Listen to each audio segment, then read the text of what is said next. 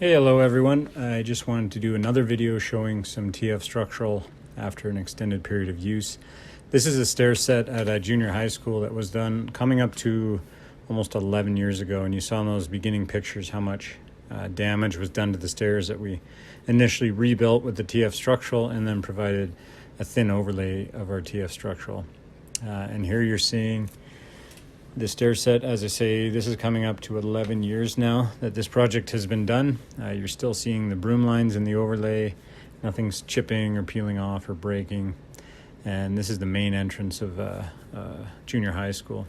Now here what you're seeing is some fracturing and cracking. What actually happens is if you don't get enough of the deteriorated concrete off the stair set in the beginning, years later you might start to see this where the actual concrete continues to fail underneath the overlay.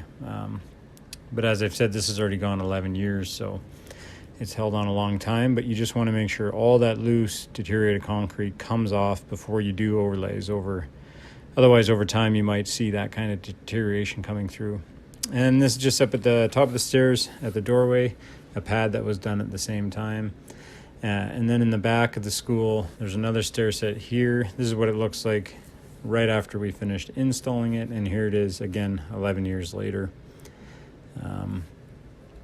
No chipping, no peeling, no flaking. The product goes down, it bonds to the concrete, and it becomes a permanent restoration.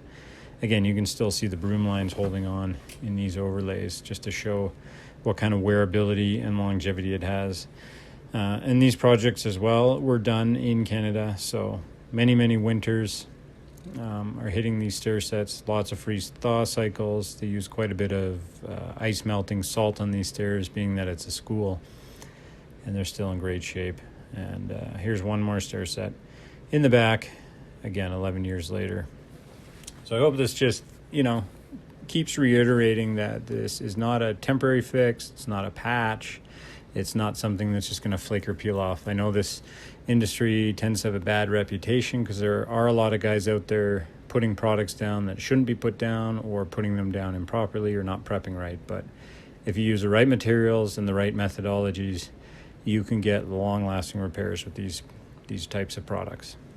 Okay, take care.